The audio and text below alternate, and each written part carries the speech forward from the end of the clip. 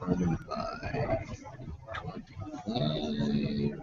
Beat them two twice.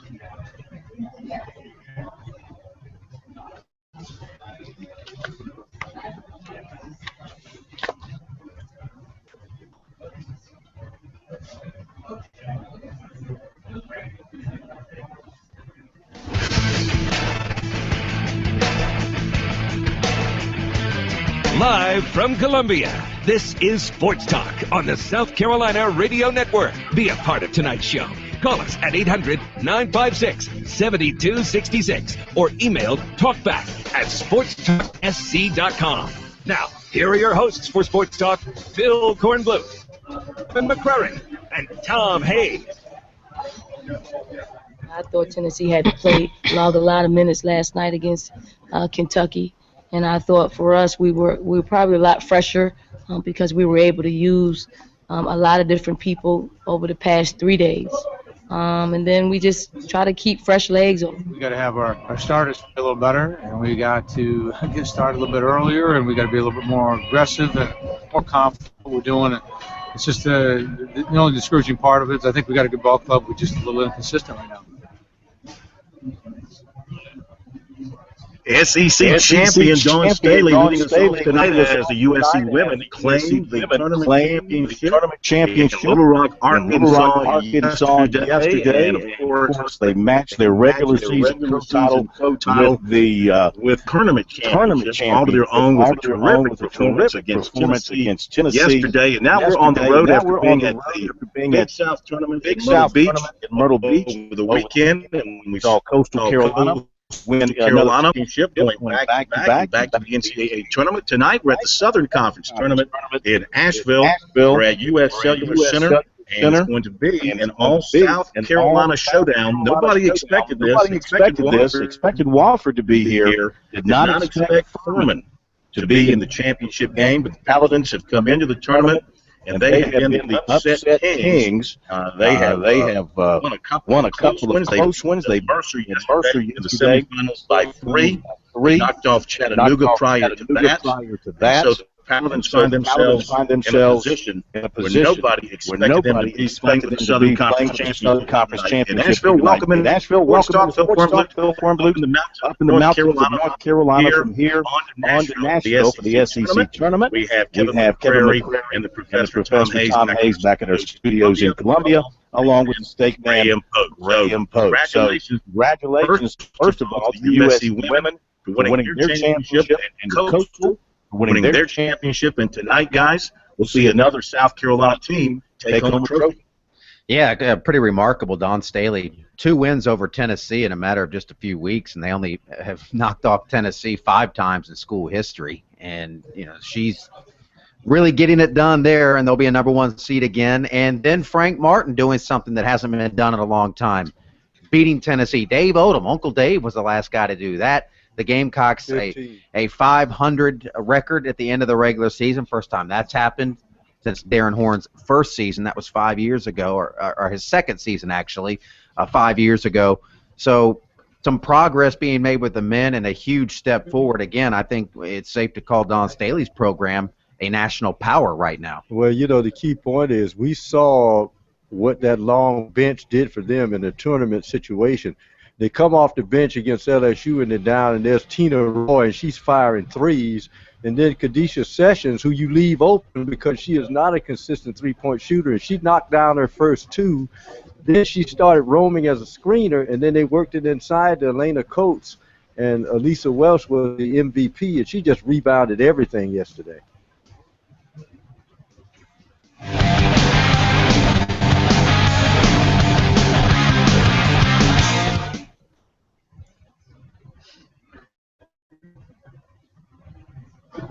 Okie dokie.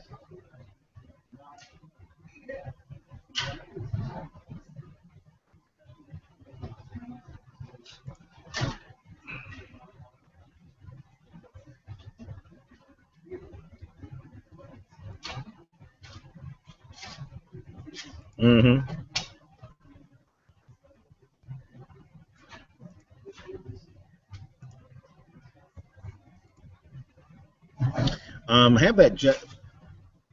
Hey, the jack sounded pretty good to me, so let's get that ready, State Man. You might want to use that in the second hour.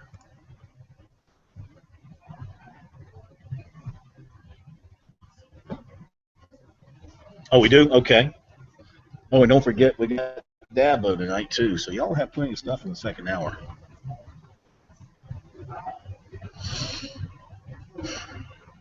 Everything held together pretty well there, I think.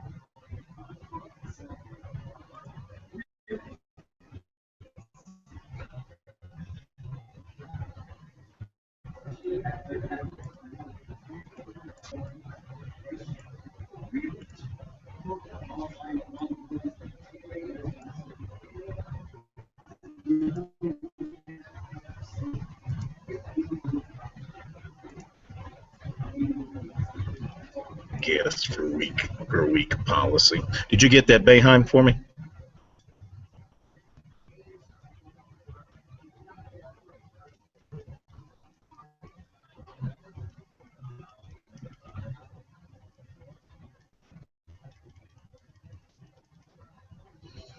When talking with Kick about Chad couldn't do tonight. He won't do Thursday night. I said, okay, great. I said, how about we do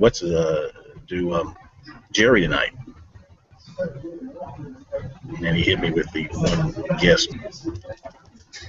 I said, that's fine.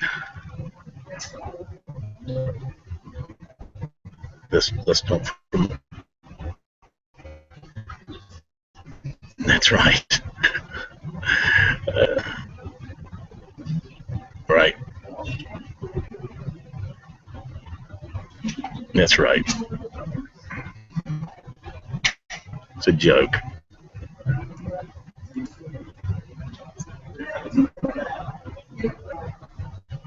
That's the world they reside in. I don't plan to be a part of it.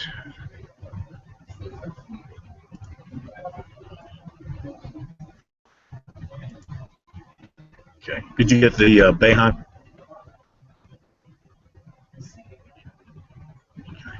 Okay. Tough. Interesting stuff. Well, we've got a nice 2-second delay here, I detect.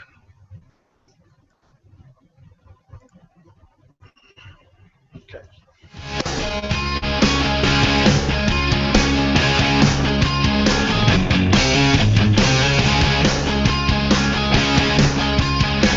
Yep. All right, Sports Talk tonight on the road once again. We're at U.S. Cellular Center in downtown Asheville. Used to be known as the Asheville Civic Center for all those years. And then they get a foot on there. But this is a nice old building.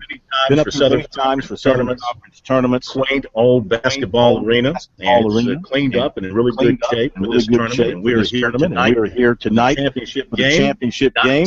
Did not expect to have two South Carolina teams playing in it, but that's what we've got. That's good for us. Wofford and Furman. Of course, the Terriers, they are having a great year, 27-6.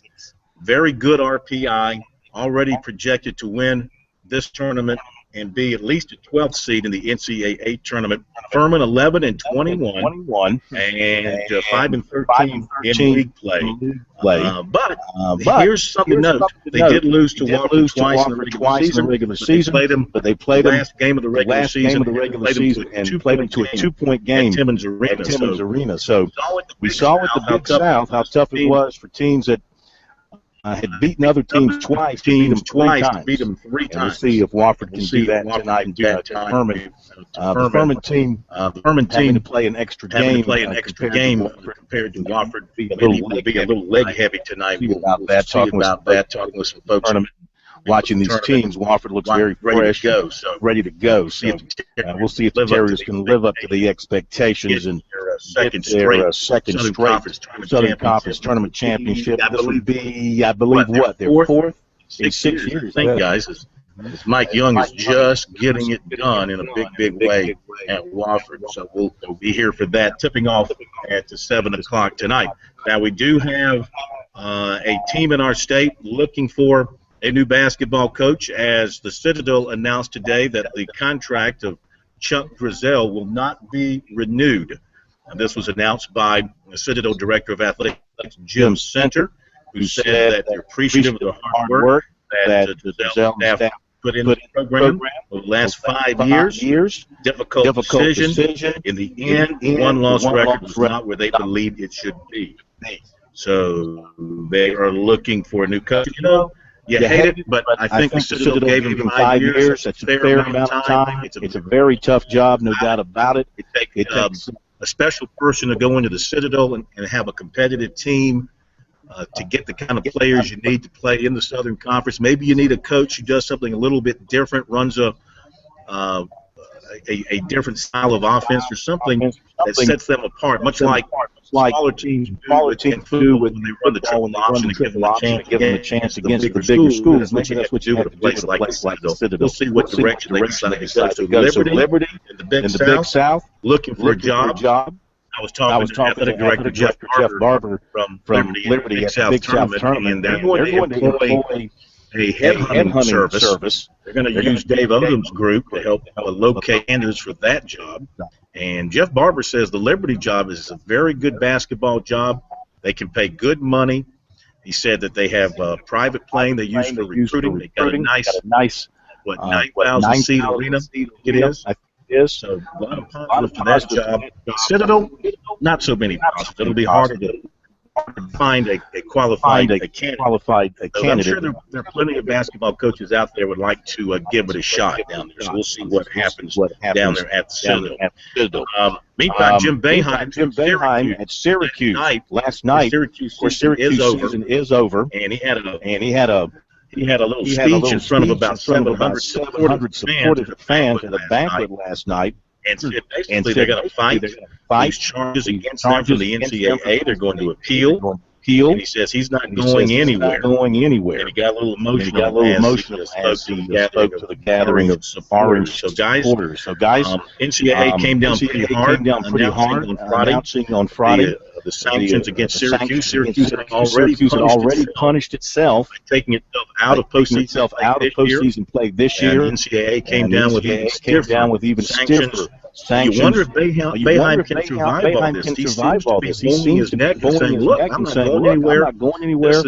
This is not fair what they're doing here, and we're going to fight this thing and see if we can get some of this resolved in our favor." Yeah, I mean, and there's looks to be a lot of evidence, you know, and the more people start digging now, and they're going to get the wrong people dig, you're going to have major news organizations digging stuff up. And it was nice of Jim Boeheim to talk to that crowd of supporters. It would have been nice if he would have talked to reporters after they lost their basketball game instead of sending an assistant coach out there like a coward instead of sitting down and just answering questions. That's his job. He could. He could. No, the administration ordered him not to go. Well, again, cowardly. The same administration, and there was a report on Deadspin where they were talking about how they tried to get the Mello kid, not Carmelo Anthony, but the other guy that was, Fab Mello.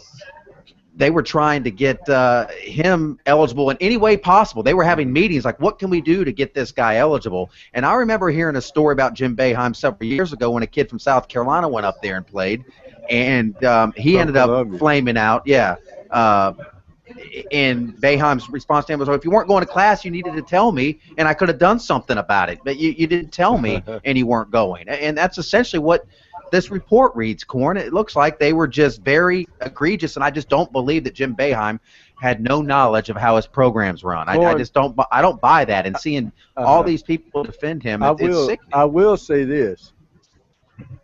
I really don't care one way or the other. You know what I want to see?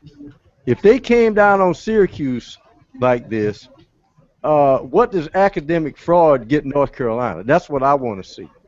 That's exactly what I Well, want there to was see. academic stuff going on here too. Well, that's what I'm saying. Yeah. If they came down on Syracuse, Well, haven't heard anything about North Carolina yet. And decades long. This goes back to 2001, Corn. that's the 400 pound gorilla in the room. Everybody wants to see what what eventually is going to happen to North Now, Carolina. that investigation is ongoing, so that's why you haven't heard you haven't heard anything final status from the NCAA regarding punishments. because Look, there's still newspaper reports coming out about that situation. There's new stuff coming out every day. almost every day. Things have kind of calmed down a little bit, but there's a bunch of new information that they are no doubt vetting to see what's accurate and what sticks and what doesn't stick. So their time will come in Chapel Hill, and based on the outside observation, everything that we've read and heard and seen, I don't see how they cannot avoid a major penalty or penalties, very harsh sanctions when it comes down to academic fraud, the way it was portrayed there. Roy Williams talked about it.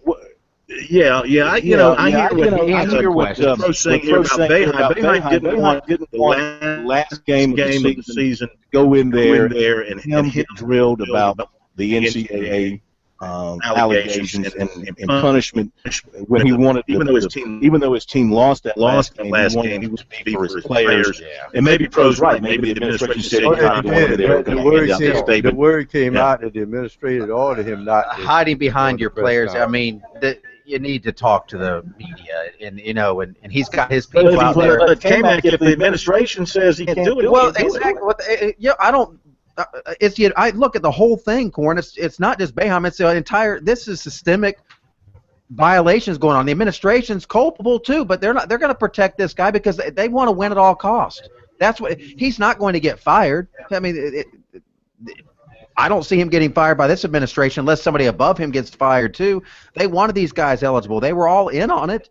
I mean, it's just, to me, there's just no accountability for these guys anymore. And then when they get caught, it's like they play the victim card. Oh, it's just they're coming after us. And then Dick Vitale goes on this diatribe on a broadcast saying, that's my friend, he's a good guy, and it's ridiculous what's happening to him. And it was some lower level people that were doing this, and no. You know, the last thing I'll say about this, it's always lower level people. Always lower level people. Yeah, here's the deal. If you live in a glass house, don't throw stones. How many times have we heard, okay, we see the violations in the SEC. See, that's an outlaw conference. That's the way they do things over there.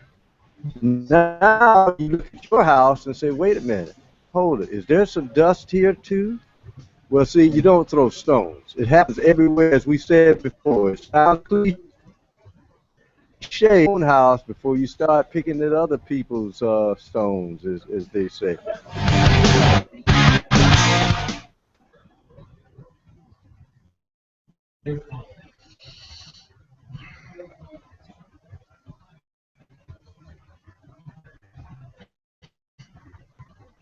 Well, there's dirt everywhere.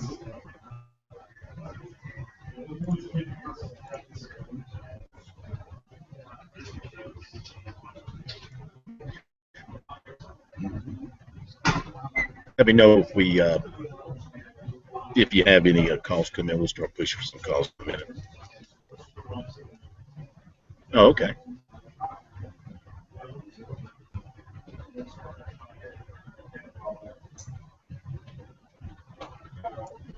Got South Carolina's number 7 by Baseball America.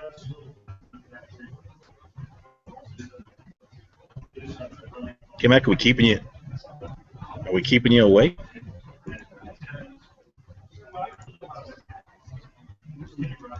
Have you got the polls, K-Mac?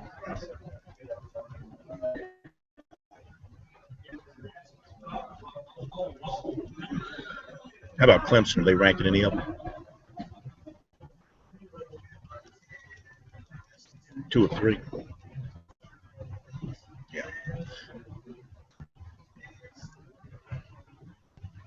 That's Winthrop. You have to give it the ESPN pronunciation, Winthrop.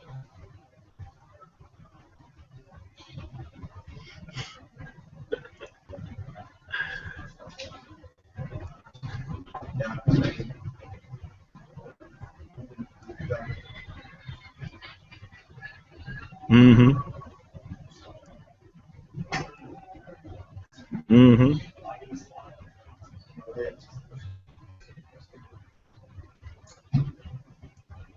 Yeah, it's a good ball game. Good ball game. Orange State now.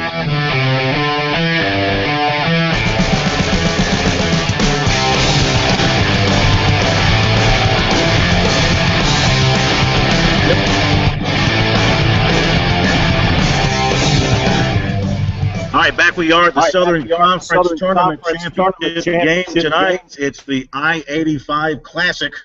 Wofford Furman coming up at 7 o'clock here at the U.S. Cellular Center in downtown Asheville. From Here, I'm on my way to Nashville. K-Mac will be on his way to Greensboro for the ACC. You know, South Carolina thinks a good chance to win their first game Wednesday night. Be the last game of the day. Missouri, a team that they handled in Columbia. I think there's a good chance they could win that. I wouldn't be surprised. Guys, if South Carolina won a couple of games again in the SEC tournament, because first couple of teams they would face teams I think they can handle.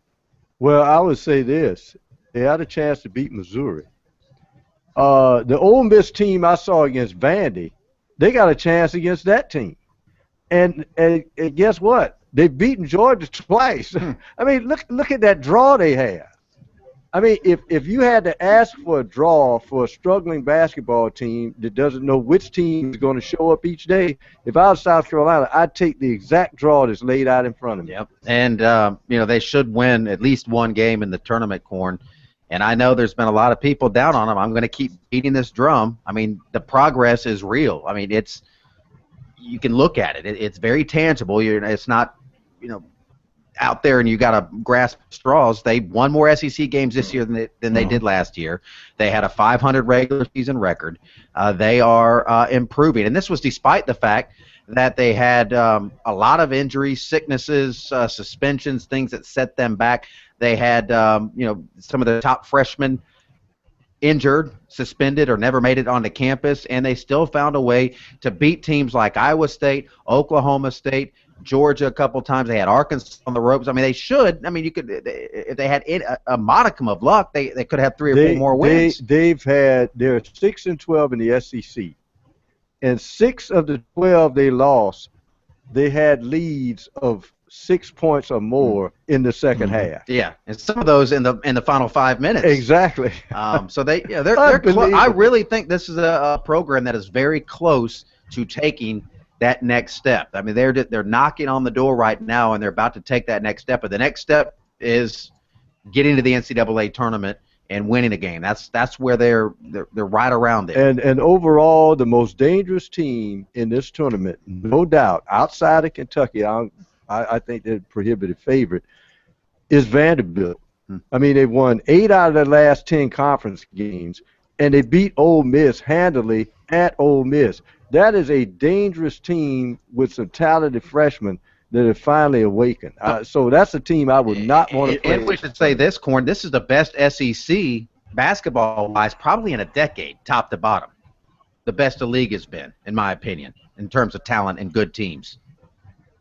Yeah. You might be right. Because Kentucky, of course, is head and shoulders above everybody else, but then that next group, Arkansas, Georgia, LSU, Texas A&M, Ole Miss, really good basketball teams that can beat a lot of teams. They all won 20 or more games and have to be considered NCAA tournament.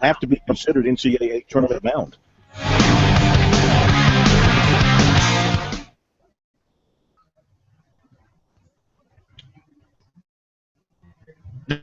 Did it drop out on me? What did it do?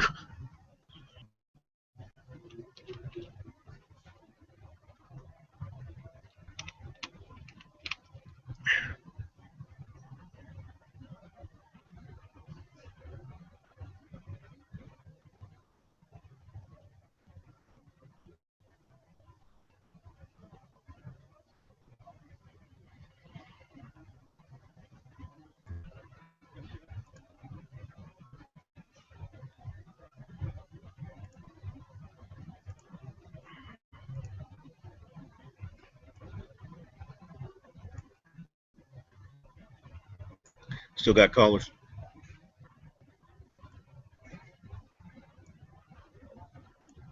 Got the one. Okay.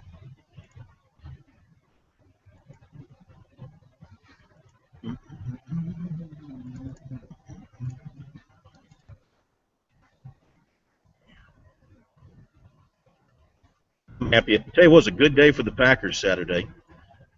We re-signed Randall Cobb for 4 years, and Sue leaves the division. That's a good day.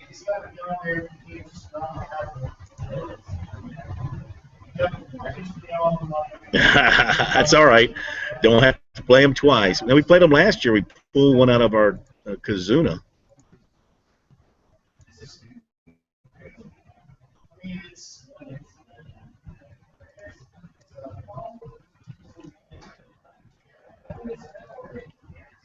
God, you see the money he's going to get? I mean, it's $10 million a year for Byron Maxwell. $10 million a year, Byron Maxwell.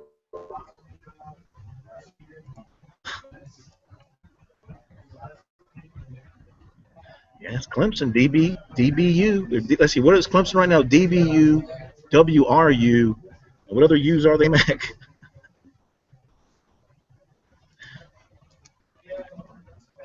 Printing money U.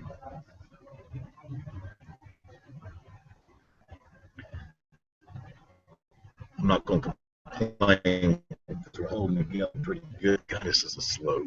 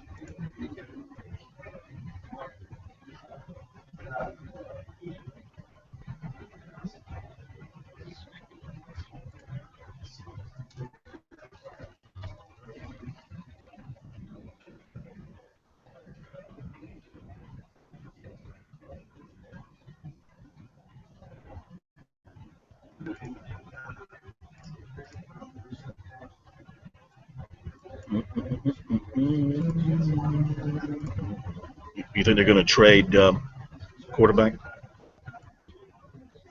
Yeah.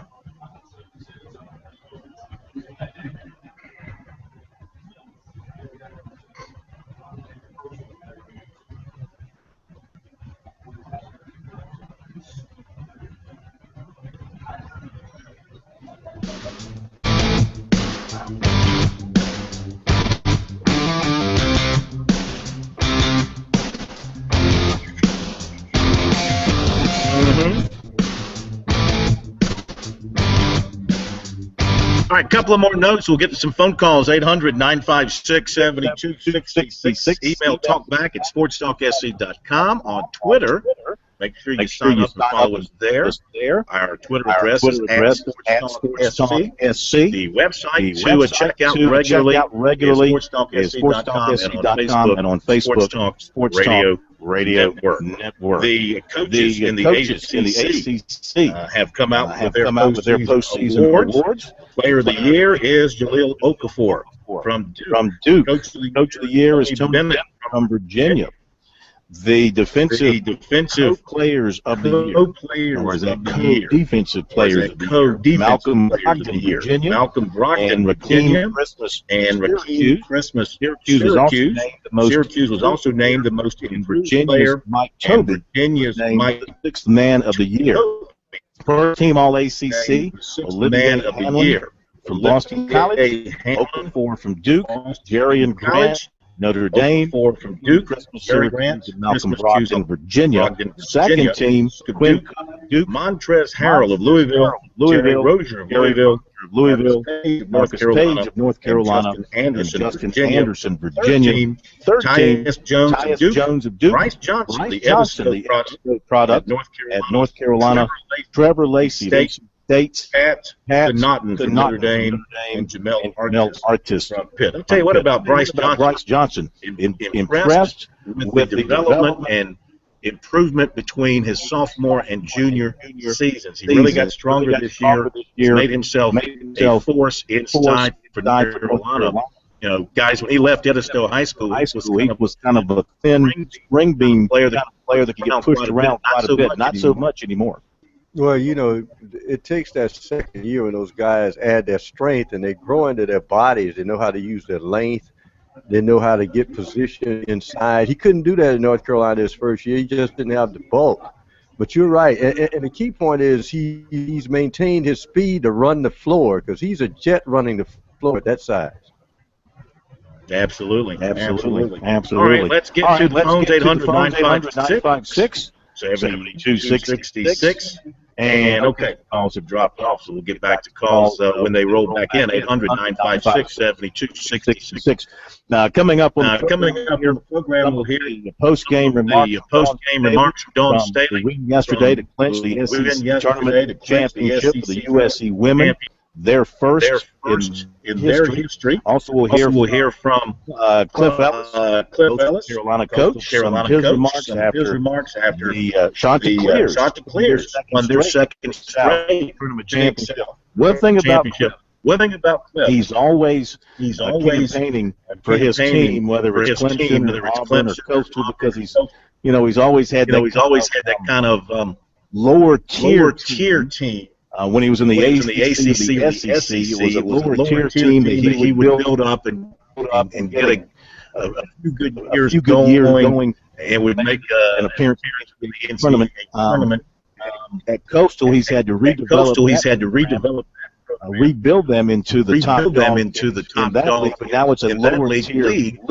So now he's campaigning, of course, to avoid being a 16 seed. And someone pointed out to me, the Big South as a league had more wins against Power 5 conferences than any of the tier leagues. It was a very good year in the Big South this year. 6-7 teams there, kind of knotted up at the top tournament that any of them could have won, and Coastal was able. Coastal has a really nice team. Elijah Wilson. He was the MVP. Shot the ball extremely well yesterday. They've got good leadership. Senior guards that are good leaders for them. They've got some good athletes. They don't have great height. Of course. And whoever they meet at the NCAA. Remember last year, they played Virginia. They had Virginia on its heels for about 30 minutes until the Cavaliers sorted that game away in the final few minutes last year.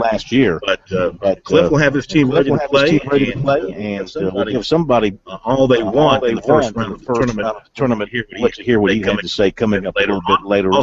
Also, some comments from baseball coach Jack Leggett. Tigers lose 2 out of 3. That was a disappointment for them after winning the opening game on Friday. They lose on Saturday, they lose on Sunday. What he had to say about that as well coming up here on the program. A bunch of stuff coming your way tonight here on Sports Talk.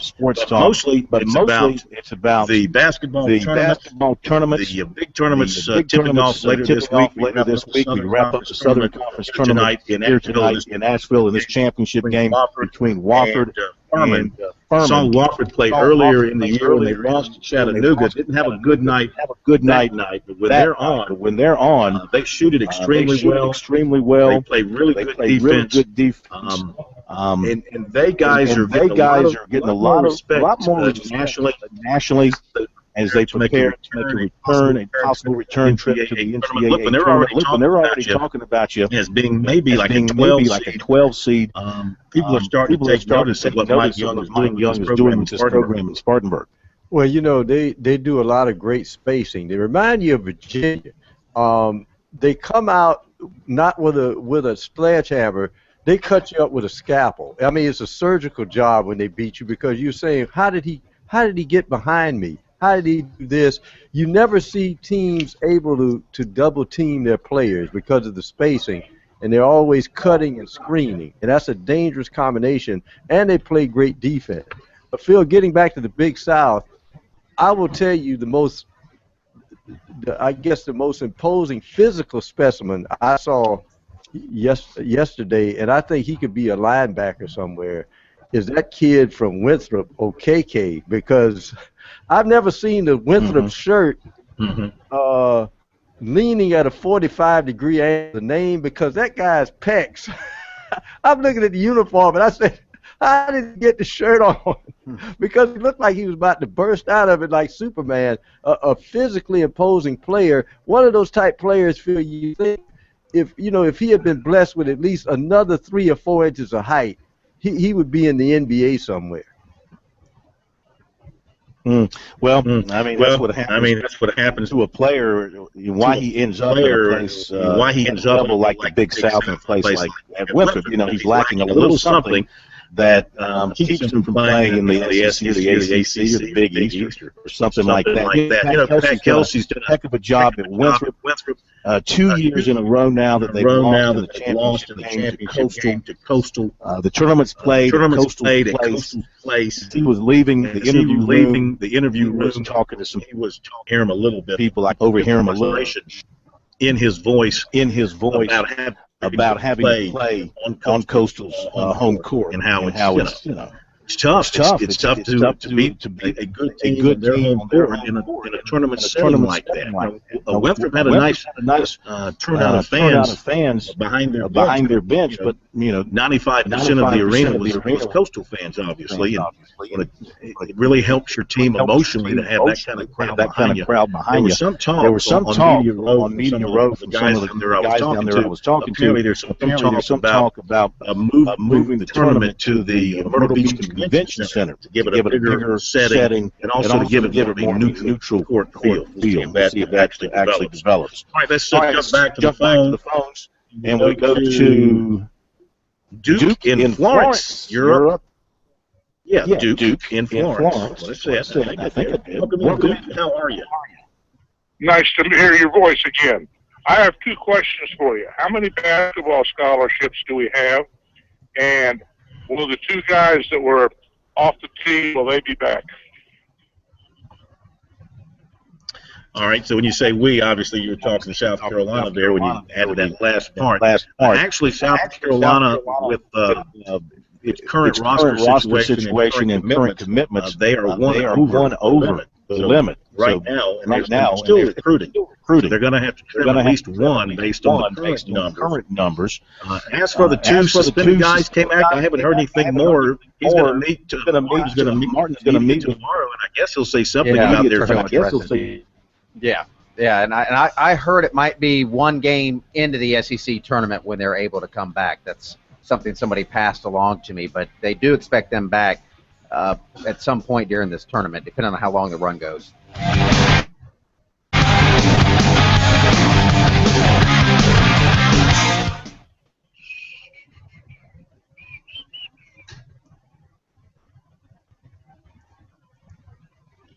What's the story, K-Mac? Hey, what was the story? Yeah. What was the story, K-Mac, on the suspension? What'd they do?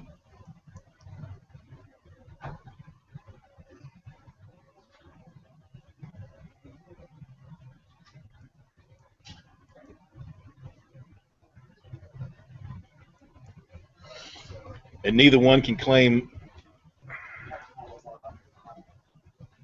Neither one can either one claim ADD?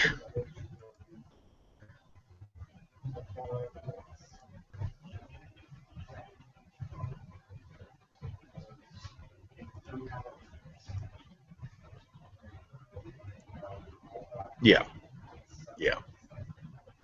That sounds like what it would probably be based on how much time they're being forced to sit out.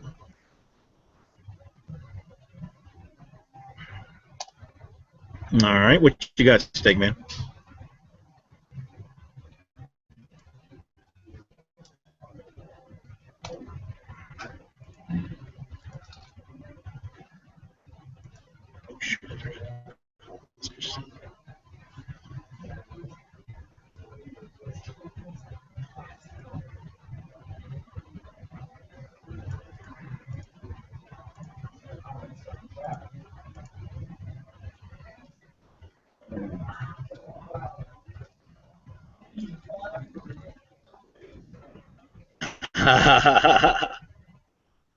You're just stealing the cable company blind.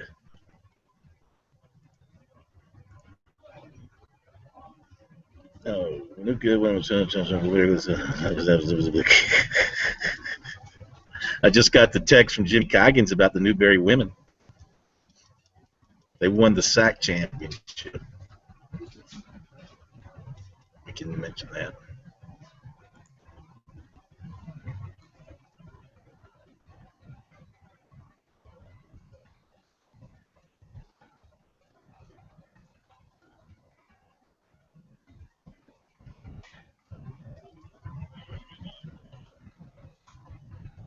All right.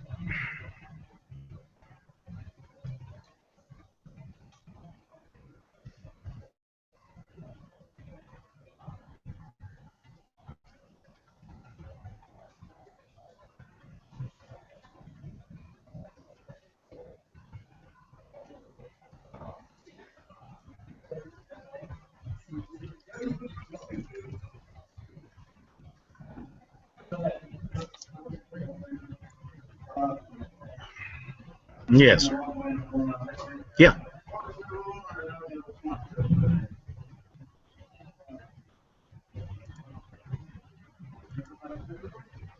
Okay. Can you handle that? Can you come up with one? Can you come up with that? With the, you want to do it like we did with the ESPN thing, or what?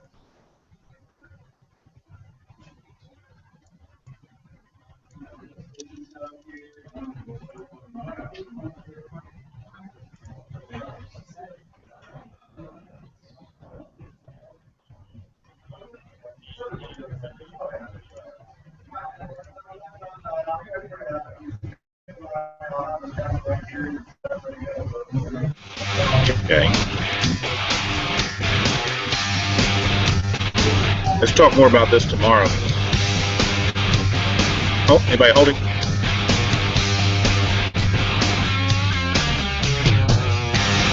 Yeah. Get you some recruiting notes coming up here just a little bit.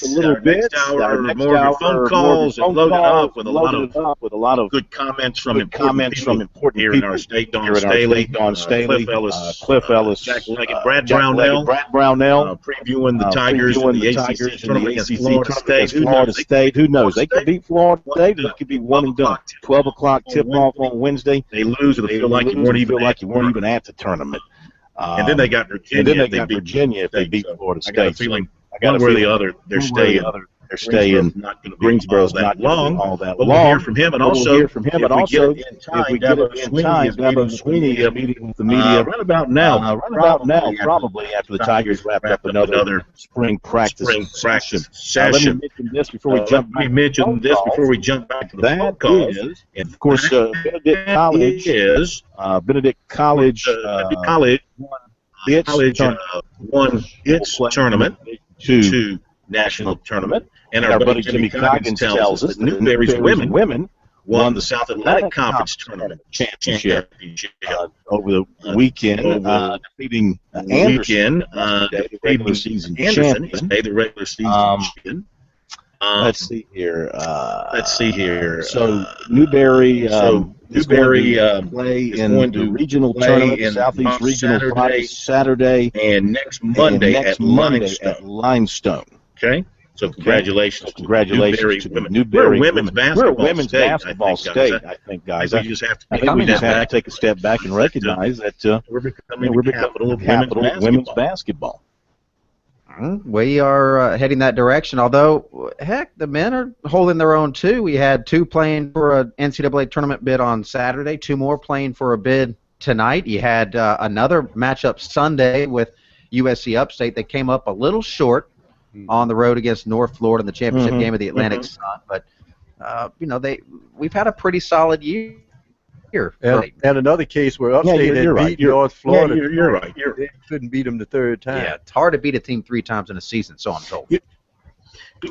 Yeah, we're hearing that more and more. Going back to your comments about South Carolina, and I think you're right. I think now there was a point in time during the season where I didn't think they were making much progress at all. But they have certainly, that win at Tennessee and the way they lost to Arkansas, had that game somewhat in their hands and let it get away. Think about this when you talk about achievements. As things stand right now, I can think of five games USC has won over teams that will be in the NCAA tournament.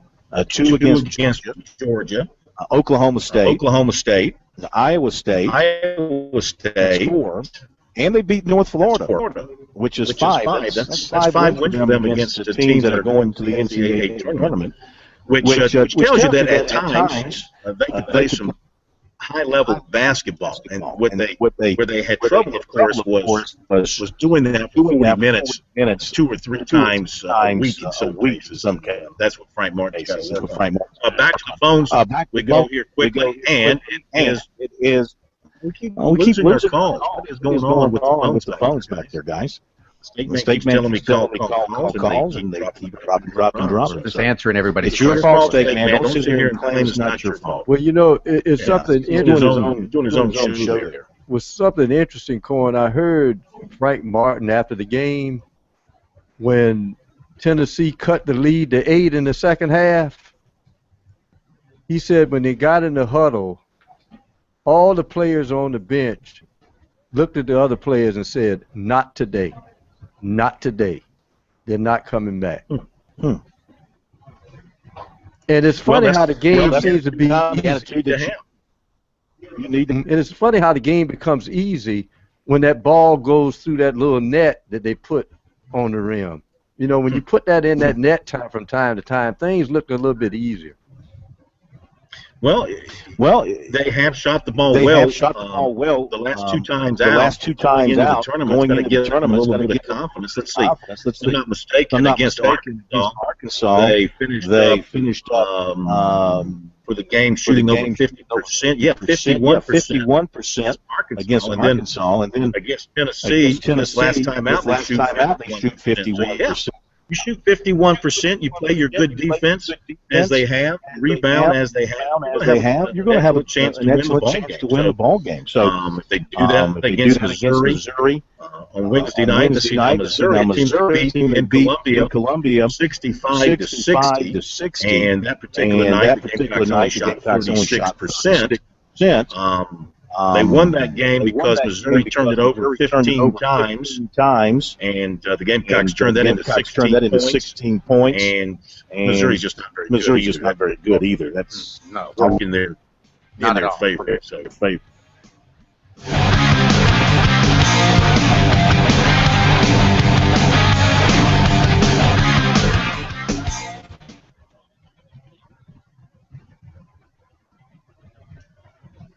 I never dropped. I stopped talking. I stopped talking so you could finish up.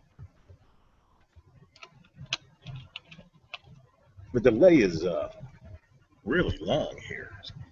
Longer. All right, what I'm going to do here, I'm going to do recruiting here, guys.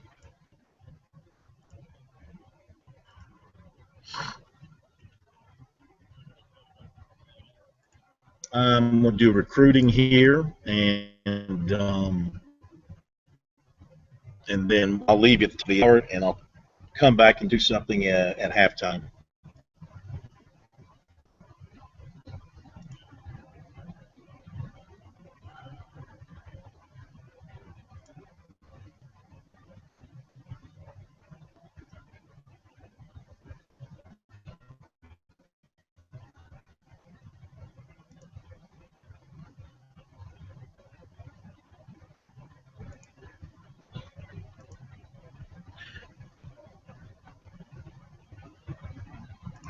Y'all squared away, by the way, on what you're going to run next hour?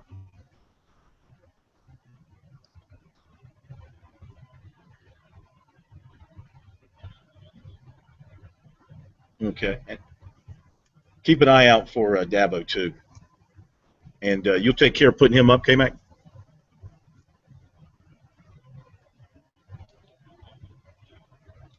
Said K-Mac, you'll take care of putting up Dabo when it comes in.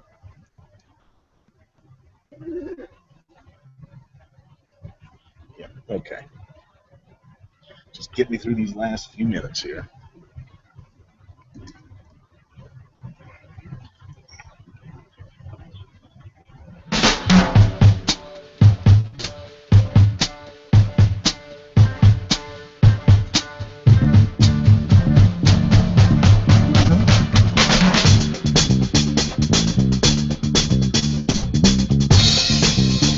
Okay, just a few minutes from tip-off here in Asheville, Southern Conference Championship game. I'm going to leave you here at the top of the hour. K-Mac and the Pro, the state man, will take you through the rest of the show. I'll be back at halftime with an update. By the way, our poll question on our website, SportsTalkSC.com, is moving this week. How far will USC go in the women's tournament? Your options are national championship, Final Four, Elite Eight, Sweet 16. Right now, most of the voters have them reaching the Final Four.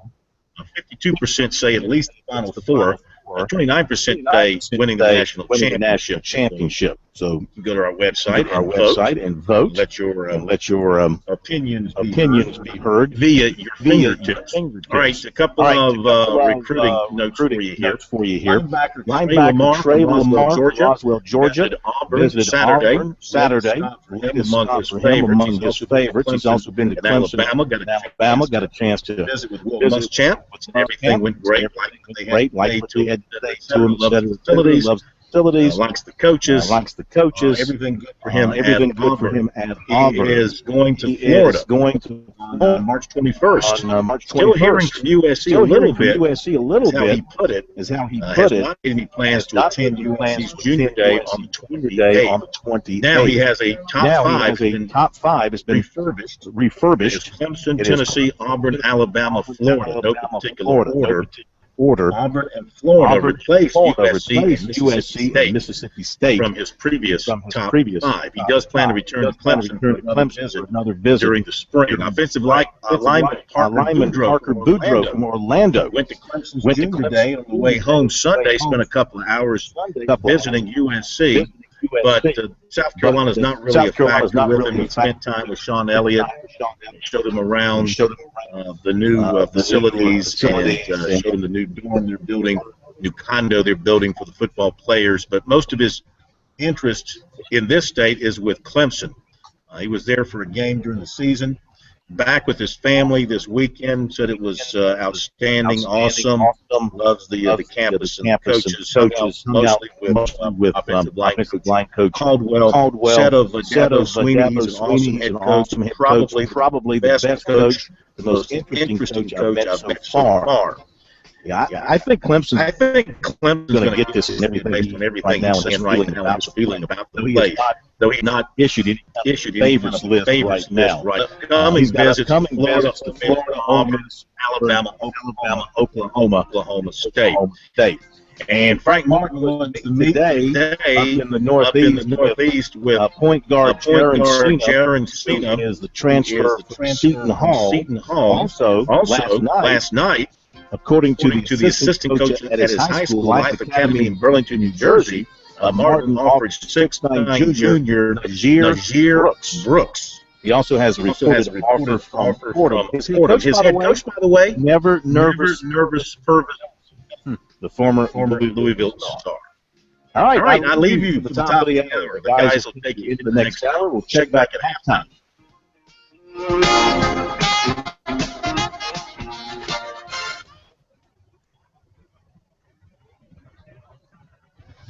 Yeah, really. All right, see you in a little bit.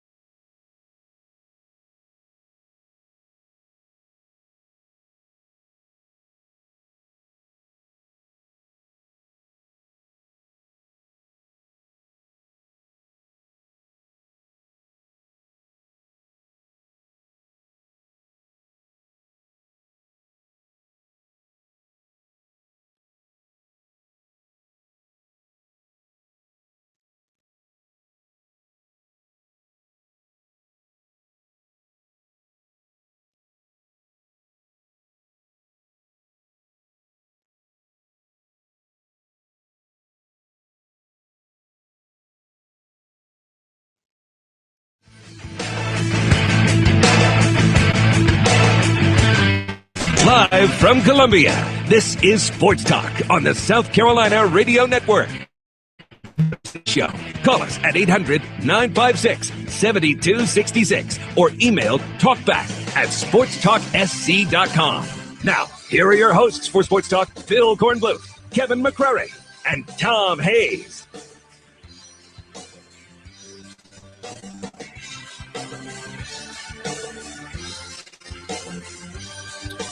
Hour number 2 of Sports Talk is here before your very ears. Kevin McCrary, Professor Tom Hayes holding it down. Phil Kornbluth in Asheville taking in the Southern Conference final. Winner gets a ticket to the NCAA tournament. Furman and Wofford. We will have another Palmetto State representative, and Wofford, the number 1 seed in the Southern Conference tournament. Of course, Furman not.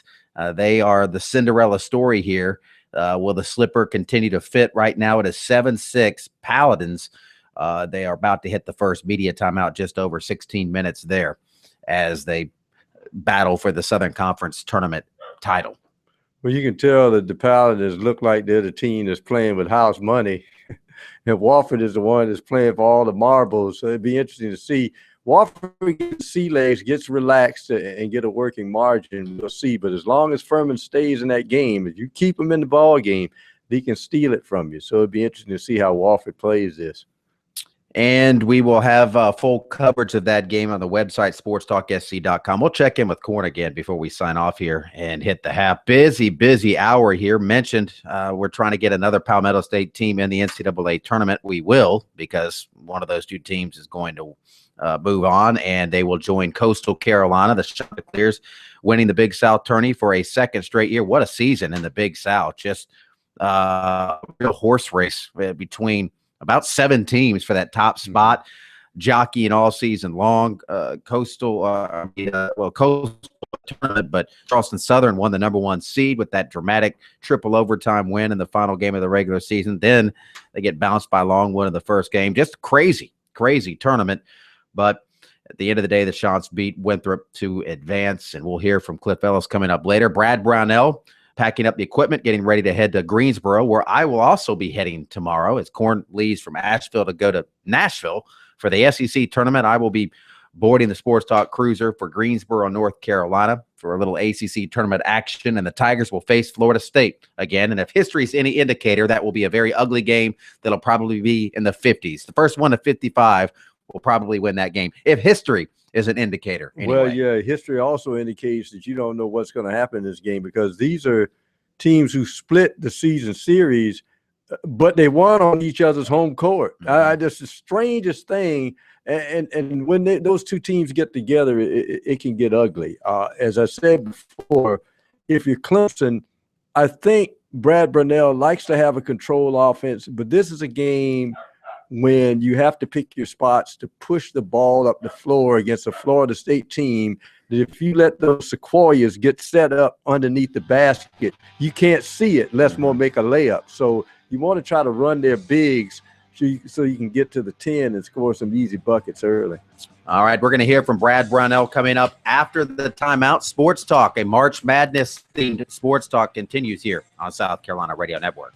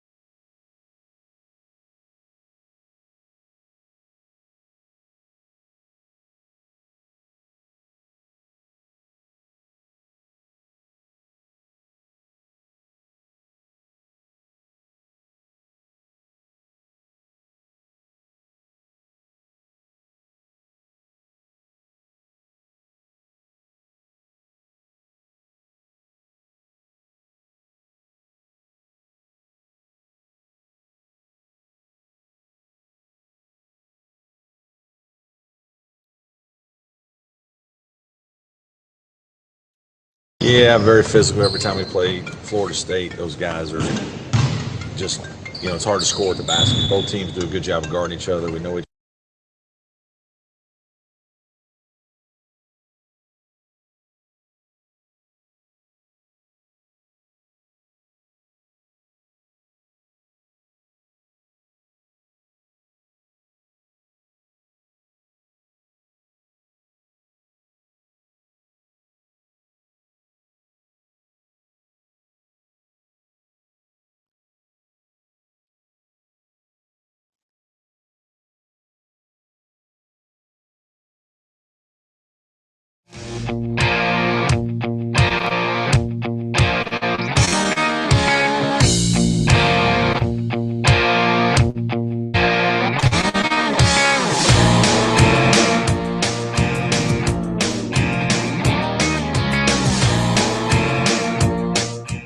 All right, let's jump into some Brad Brownell. The Tigers wrapping up the regular season and now turning their attention to the ACC tournament in Greensboro, Florida State. First on the agenda, they'll take the Seminoles at noon Wednesday. We will be there. As long as the Tigers are there, we will be there too. Let's check in on what Brownell has to say about the Seminoles. Yeah, very physical. Every time we play Florida State, those guys are just, it's hard to score with the basket. Both teams do a good job of guarding each other. We know each other very well because we play twice every year. They have great length and size and do a really good job defensively as well. So points are always hard to come by. It might come down to somebody with a hot hand or, which team creates a little bit of. This Dick Mays, the guy so hard to guard. You think maybe playing him twice, you got a little bit better idea of what to do this time? Well, you have an idea what to do, but he's just really talented. He's got great size. He's almost 6'4", and he's got speed. That's the thing that is what makes him different than most guys is his ability to get away from you with speed. Obviously, shoot over top of you, get around you, and he's an improving decision maker. Along the lines of a Jaron Grant. It's been a tough last couple of games. You feel like you have to kind of recreate the mindset now going into Wednesday? Yeah, a little bit. I don't think we've played as poorly as maybe the people on the outside think. I thought we defended really pretty well for much of the NC State game. A little bit in the second half, it got away from us. We obviously struggled offensively in the second half, and beat State unless you continue to score. They're just hard to play against that way. I thought offensively, we took advantage of the advantages we had in South Bend against Notre Dame. We got the ball inside. We knew we were bigger than those guys. That's what we wanted to do. And I thought Jerron and Landry both played very well offensively. The hard part with Notre Dame is they're just so talented offensively that they're hard to play against. And when they're moving the ball like they did against us, and when they get interior scoring like they did to go with the three-point shooting and the guard play, they're hard to beat. So I thought we played reasonably well for stretches of that game. Just offensively, they were too talented for us. We couldn't figure out a way to slow them down that day. When you look at these 31 games, has the guard play been more volatile than you would have expected? Yeah, a little bit. I hope that we would have a little more consistency from a lot of places, really. Even Landry, I don't think, has been as consistent as we'd hoped. Some of it's the foul trouble and just not being able to get into rhythm of the game. And then there are other games where we just play against big players like Florida State. It's hard to score inside, but the guard play is such that, that the ball's in those guys' hands enough. Marcus and Rod and all those guys, they have more opportunities to affect the game in a positive way. And I think their inconsistencies what's really hurt us offensively. That having been said, I guess Rod will play the second half. He'll start, yeah. Just my decision not to play him in the second half. What's the fact that, it could be the final game of the season?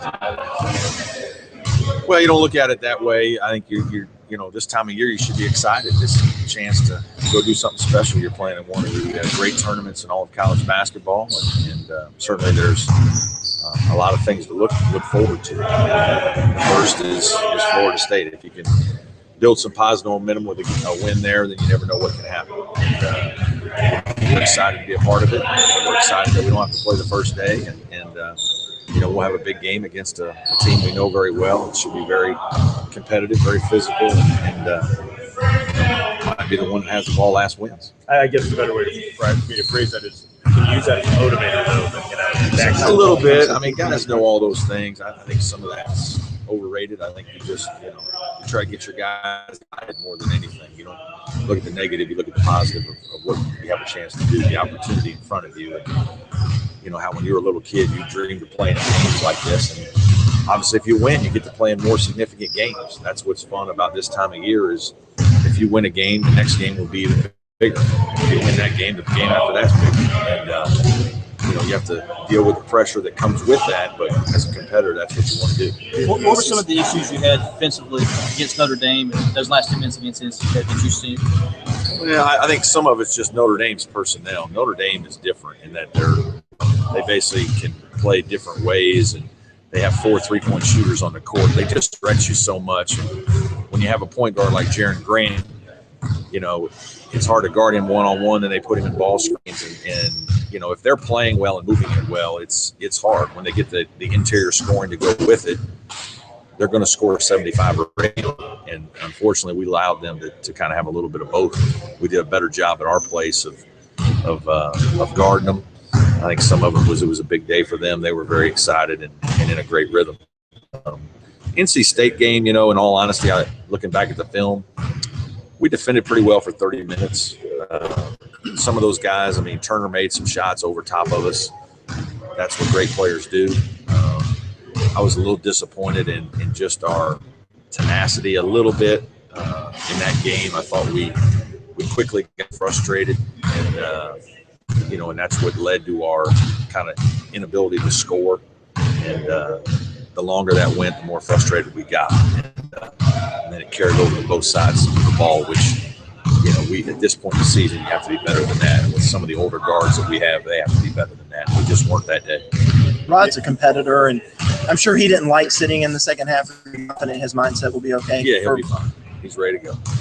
I think Saturday tournament, whatever postseason comes after that, I don't know if it's too early to ask, but can you put your finger on what the difference is between where you are and the top 4, top 5 in the season? Well, we don't have a great player, and I think you guys sometimes forget. We had a great player last year, and he was first team All ACC. And when you have a guy like that, when things aren't going well, not only do you have a guy to throw the ball to, but you have a guy that gives everybody else on the court confidence. And so in the middle of that stretch against NC State, when you're starting out yourself a little, you look to your left and there's a guy who's a great player. He just makes you feel better. And look at the top teams in our league. They all have great players. And you don't get to be a top team in this league without having at least one guy on the court that changes the game for others. It's not just the numbers that they have. It's how much easier they make the game for everybody else. We don't have anybody on our team right now that is at that level where they make the game easier for the other guys on the team. And that's why you struggle to score. That's why we struggle to score. In that vein, have you told Jerron don't go anywhere? It could be your first leading returning scorer. Yeah, we just want him to be healthy and get us to next year. But it's part of it. It's unfortunate. Obviously, KJ left, but that's the hand we're dealt, and we're trying to do the best we can with it. Some days we've done very well with it, and some days we look like we don't have it. And you hope the development of guys like Dante Grantham and Jerron Blossom game through the course of this year get to the point where they're in another year or two, those guys are approaching that level. And that's really all you can do. We're not able right now to recruit a top 50 guy. We have to develop the guys we get. And every once in a while, there's going to be some growing pains with that.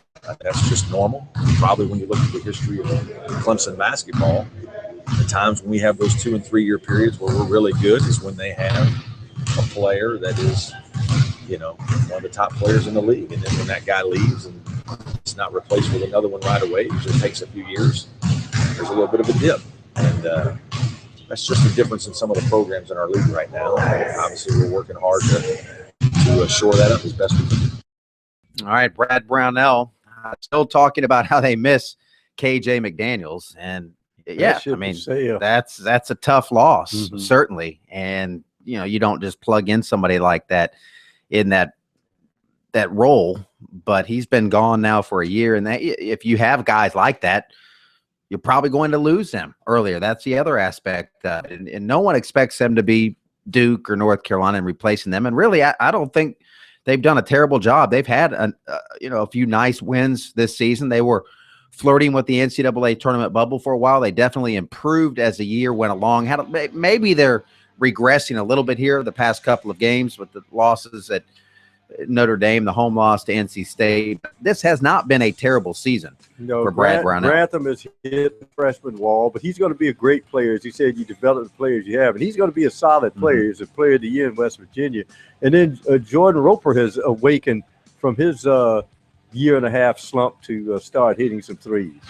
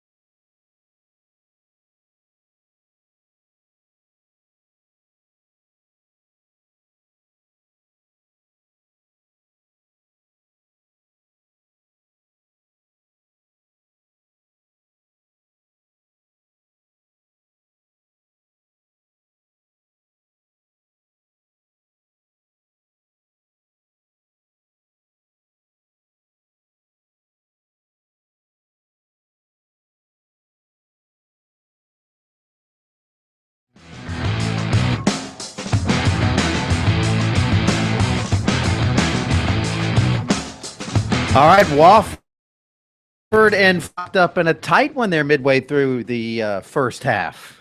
Well, I'm noticing that one thing, Furman has adopted an NBA playoff adage, the no layup rule. Every time Wofford gets inside, they get hammered.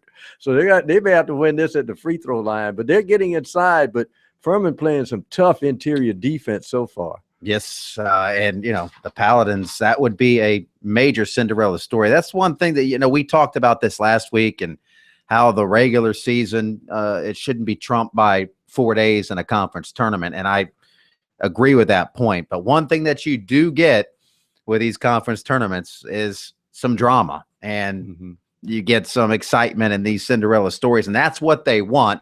But let's face it, Furman, if they win the game, if they out for 40 minutes here, it will trump everything that Wofford did over the course of 4 months. That's a pretty tough pill to swallow. And the best team, as a conference, don't you want your best teams representing you in the NCAA tournament? Yeah, you would. But if you get one in the tournament, just make sure you divide the money right. But yeah, you're right. Nobody wants to see Wofford in the NIT. They deserve to be in the big dance, and they can be dangerous in the big dance as well. I think the worst case scenario I've ever seen was when I think Florida A&M and the MEAC won their tournament, and I think they had 5 wins the entire year. And for their troubles that year, they sent them right to Greensboro to play Duke in the first round. So that also hurts your conference, because if a lower tier team wins, stick you against a team, you're going to automatically get a 16 seed, and you're going to be eliminated that first round. Wofford, in my opinion, if they win this ball game, they could get as high as a 14 or a 13 seed, and they can upset a 4 or a 3 seed. So it'd be interesting to see how this plays out. But as we said the last time, Furman played them to a 2-point game up in Greenville. So this is a dangerous Furman team they're playing tonight.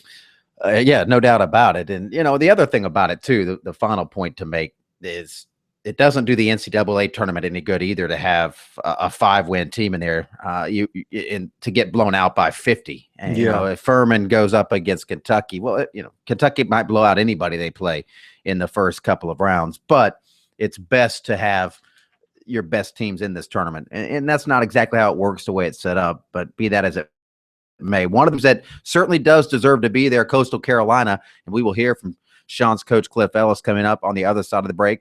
Also, we'll hear from Tigers skipper Jack Leggett. A tough weekend in Raleigh for the Tigers. Boy, Clemson had that momentum, got the South Carolina monkey off its back. They lose to Wofford, then they go on drop 2 of 3 at NC State, and they had a chance to get into the top 25 had they won that series in Raleigh.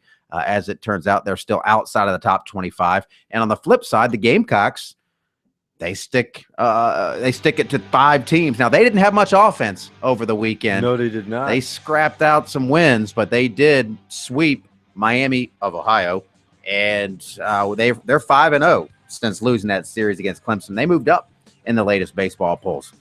Cliff Ellis coming up on the other side of the break.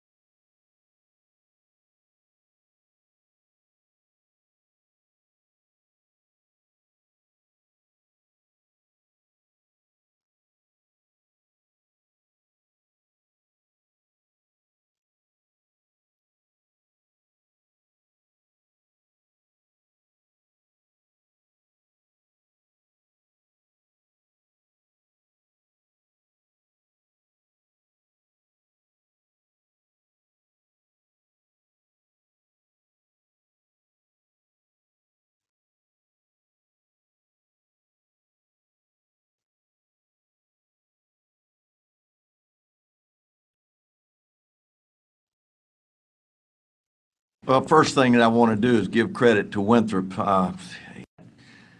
But we didn't look at it with grind it out. You got to grind it out.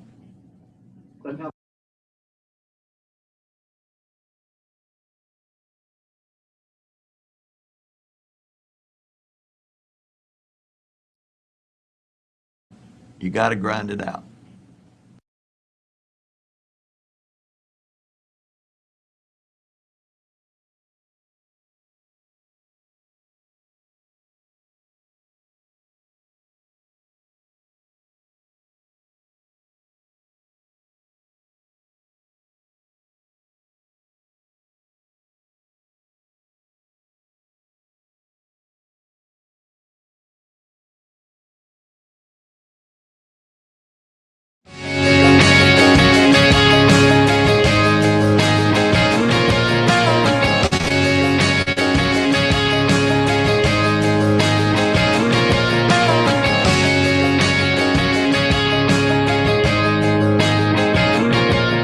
Thirty to 30 with 5 to play in the first half. For Asheville, Furman, and Wofford knotted up there in the Southern Conference title game. Let's go back to the Big South, where Coastal Carolina beat Winthrop to punch its ticket to the NCAA tournament. The always entertaining and always fun to listen to Chanticleer's coach Cliff Ellis. Well, first thing that I want to do is give credit to Winthrop. Those guys are very good. Their daggers, their perimeter guys are very, very good. And they played hard. They're well coached. So first thing I would want to do is credit them. Second thing that I would say is that our defense was superb in the second half, and I thought that Warren Gillis certainly had a tremendous game. Badu Jang hit some big threes. Elijah Wilson had a great tournament, but our team played well. We got some strong rebounds. We're just glad to have been able to survive it. Tournament basketball is totally different. Nobody plays back to back to back during January and February, so you don't know what's going to happen. So you just play it a possession at a time. But I'm proud of our team because we played a late game Friday night, had to turn right around and play a 2 o'clock game, and then had to come in with the change and play. And so I'm proud of our team for the way that they showed some resilience and just kept the adrenaline going. I know that they're worn out, just like Winthrop would be, but just happy for our team, happy for the university, and happy for the Grand Strand, because from Little River to North Myrtle Beach to Atlantic Beach to Myrtle Beach to Surfside, Garden City, Litchfield, Pawleys Island, Georgetown, Murrells Inlet, the impact that this has is strong. I want to thank the Chamber for supporting this event and the people that did it. I thought it was a great tournament, and we had a great year for our league. The thing that I want to say is how good this league is. There are 6 teams that deserve to go to a postseason tournament of some type. We're a team that is going to get an NCAA bid, but 4 of these starters from last year were out there today, and it was with 8 minutes to go. You guys know that it was a very close ball game with Virginia, and they're a number 1 seed. We had about 17, and I don't know what the score was with Kentucky because I know they're going to be a 1 seed. But just look at our score and look at Kentucky's score. What I'm saying is this team in our league doesn't deserve a 16 seed. I'm saying that right up front. It doesn't deserve it. Now, we're going to take whatever comes. But right now we're in the moment. We're going to enjoy it. We're going to bask in it. But I'm very proud of our team. They've been a marked team all year long because of winning the championship a year ago. They'll be marked again, but we showed resilience. So proud of our team. We'll take questions. The story last year was that it's been a 21-year wait. Now it's back-to-back. How do you compare the feeling? Well, right now it's the same feeling. I don't feel any different than I felt with any of them with regards to it. You're just so you've put so much into it. I mean, you've been going nonstop in preparation for this. You play a non-conference schedule, then you jump into conference schedule, and then you come and play one season in a weekend, and it will grind you. It will grind. It will take every fiber of your body, and you just go on an adrenaline, and you just focus and try to stay in that moment. And that's what, I guess, getting older, you strive to do, is just stay in that moment, be a leader, because being a leader is a very, you're by yourself. You got, so you're kind of lonely. When you're in that position, you've got to make sure that all eyes are watching you. So you just got to stay in the moment. And so that's what I've tried to do with our team is be in that moment and focus in on it. And it just worked out. Ball bounces a different way. Yesterday goes overtime. Could be Gardner-Webb or Winthrop sitting here. You don't know. But anyway, it worked out for us. And we're just proud to represent our conference. And again, the Big South Conference in basketball, I've been around. It's very, very, very good. Very good.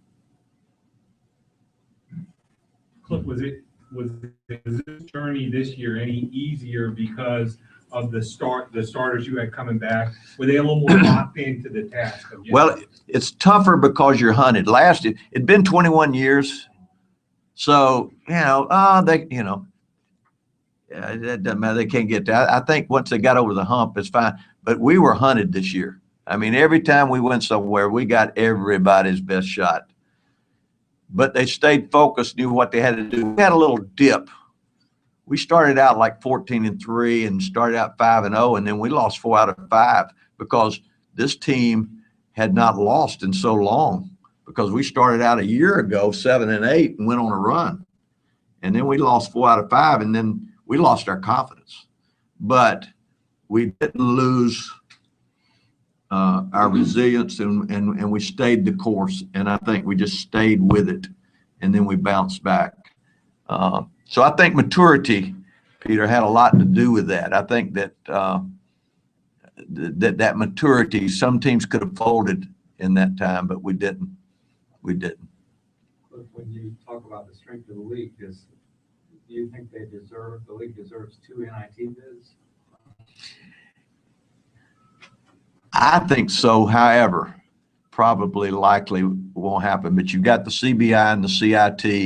And you know what? Right now, with the way college basketball is, as great as the game is with 350-something teams, I'm hoping that our teams get that. Our conference needs that. Should we get 2 NIT? Will we get 2 NIT bids?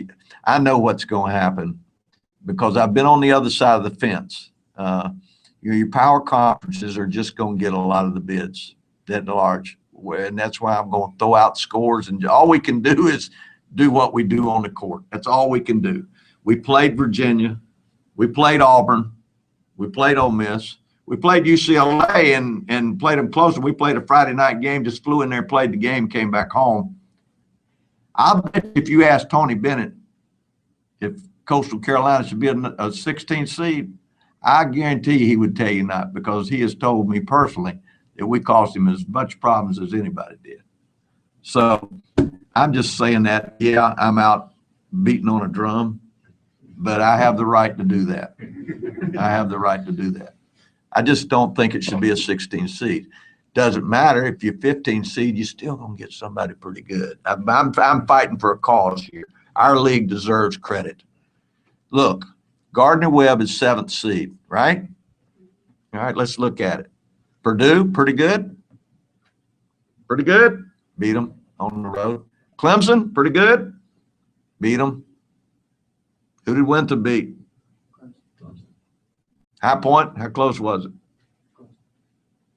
Close. All right, I'm just saying, okay? Those teams get to the NIT? Yes. Average. Cliff, game-wise, all right. You guys have the lead in the first half. Then Winthrop makes that run at halftime. What do you tell the guys in the locker room? Because it looks like maybe Winthrop's carrying some momentum. They had momentum going. They hit a bank shot, sent it tight, and just went it. Hey, Our whole thing, stay in the moment. Stay right in the moment. It's a fresh start. We get the ball first. We got the tip. It's just 20 minutes of basketball. There's going to be some more of that. You just got to grind it out. You got to grind it out. All right, got to grind it out. And they'll get a chance to grind it out against somebody in the NCAA tournament. And I think Cliff Ellis made it pretty clear they don't want to be a 16 seed. They'll play no matter where they're seated, but they believe they played in a conference that warrants them being a higher seed. Or will they send them to the first 4 games out in Dayton? Who knows? We'll find out on Sunday night. Dabo Swinney coming up after the break. Clemson spring practice continuing today.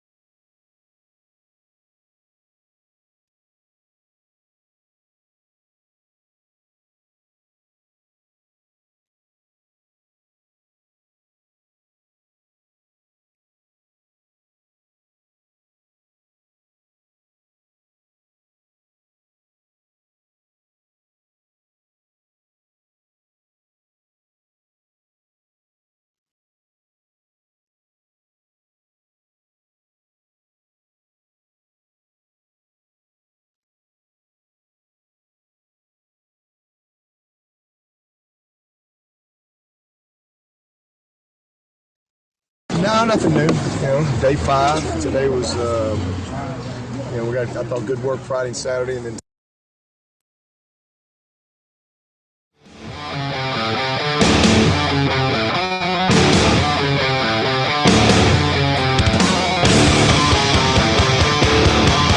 They're tied at the half in Asheville, and we'll go to Corn momentarily. But first, let's go to Dabo Sweeney, hot off the presses following the Tigers' latest spring workout. No, nothing new.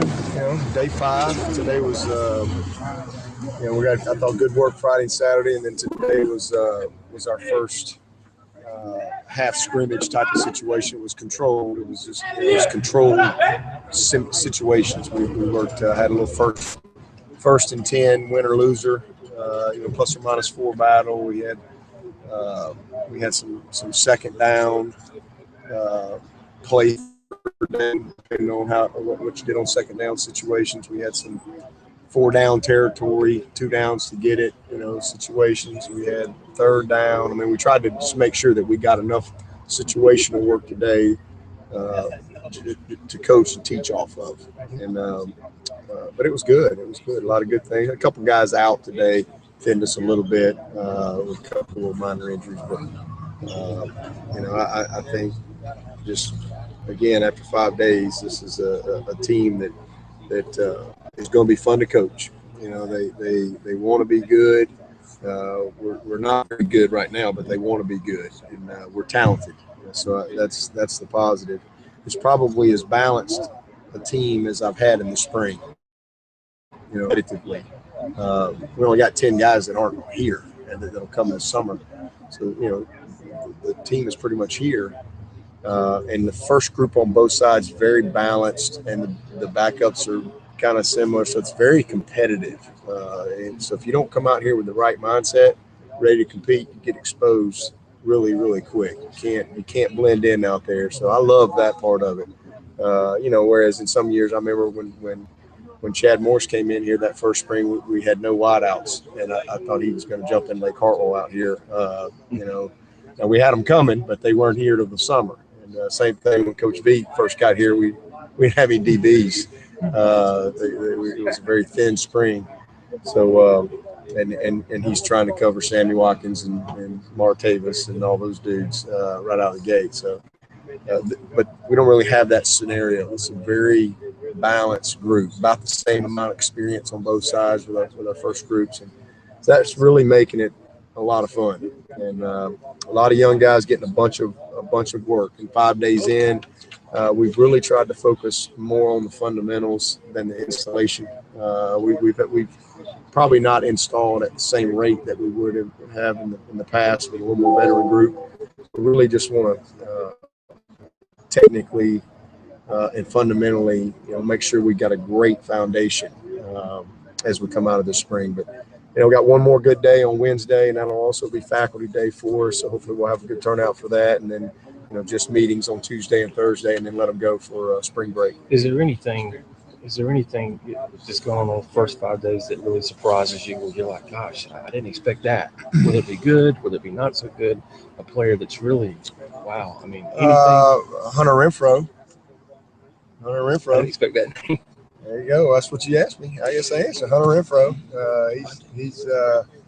He's been tremendous both as a wideout, and we're kind of looking for a second punter. And shoot, he might be able to compete and be the first punter. I mean, he's really talented. So we just threw him out there today to see how he could do, and he really, really jumped out there. So he's a guy that I think is kind of, I don't know if necessarily surprised anybody. That's why we recruited him. We knew he was a talented young man, but maybe where he is right now after 6 months in our program, gained 20 pounds later and things like that, just really very encouraged. He'll help our football team. Through 5 days, anything you noticed about Tony that's different than Coach Morris, just in the way that they run? No, they're totally different as far as people. I mean, that's what we talked.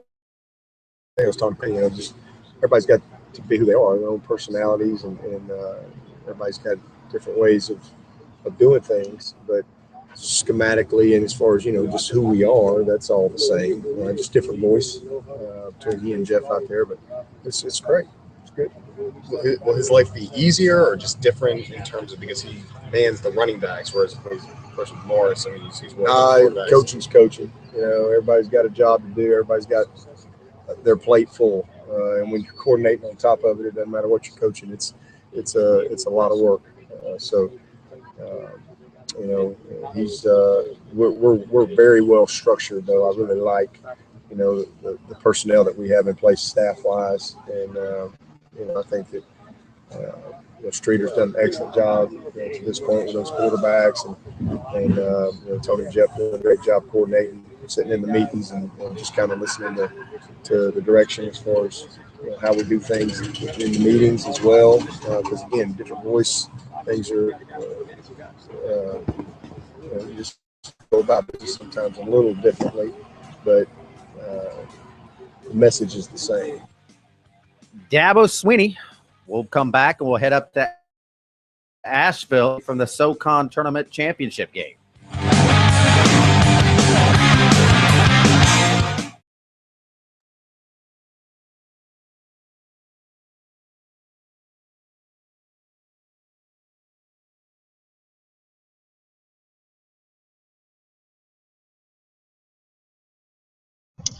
Sorry to ruin your night.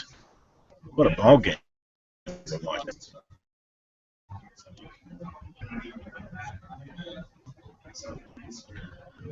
Was his camera not detected? I don't have time to reboot. Hang out doesn't fit the camera.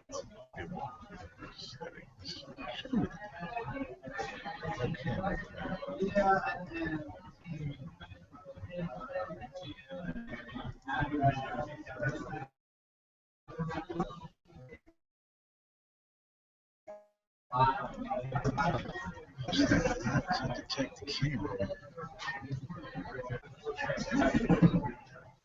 Man, let's see here for the last second.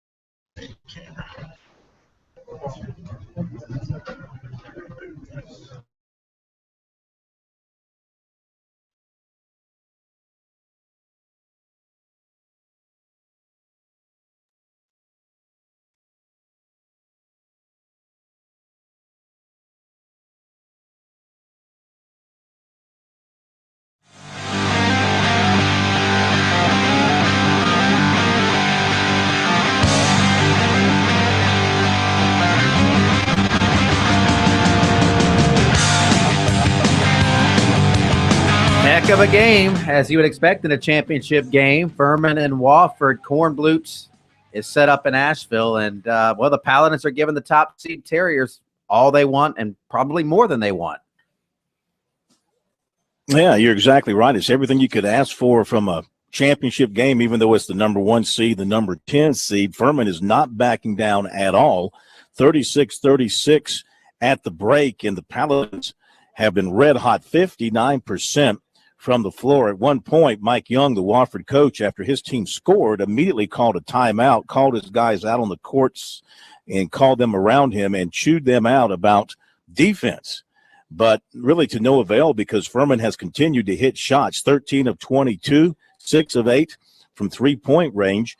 Wofford has been able to answer at every corner when Furman has put together a little bit of a run.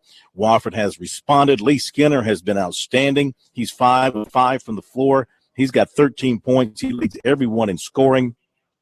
The Terriers are tied, despite the fact their standout player, Carl Cochran, has just 4 points. He also spent a good bit of the first half on the sideline with 2 fouls. For Furman, it is Jeff Beams, left-hander, who has knocked down 3 3-pointers. He's got 9 points. He leads the Paladins, and with 7 points, it's guard Stephen Kroon.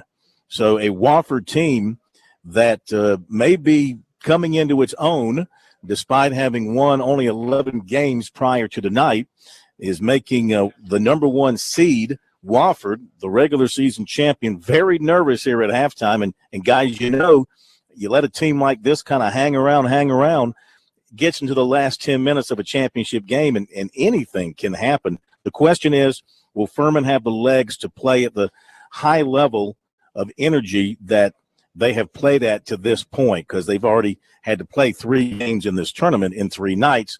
Will the tank run dry here sometime in the second half? That's going to be the big question moving forward. Yeah, and Corn, I don't know how it is in the arena, but there was one stat that said that 18 of Furman's points have been scored by freshmen. It seems to me that at intervals that Wofford looks tentative. I saw a couple of open threes where guys could have pulled the trigger, and for whatever reason they passed it off. Do you sense that in the arena they're a little bit hesitant? No, I don't. I just think that's Wofford that's giving up a shot to try to get a better shot. That's how they're coached. That's the way Mike Young runs his offense. So, no, they've been aggressive. They've been attacking the basket. Cochran in particular came out very offensive-minded. I think he hit his first 2 shots. Then he missed some. Then he picked up a couple of fouls. I don't sense any hesitancy on either side tonight. Both of these teams are going at it and going at it hard. All right, Corn, we'll look for great stuff from you at sportstalksc.com, and then Corn's going to make his way from Asheville to Nashville for the SEC tournament, and tomorrow night I will be in Greensboro getting ready for the ACC tournament. Everybody have a great night. We'll talk to you tomorrow night, same time, same place here on Sports Talk.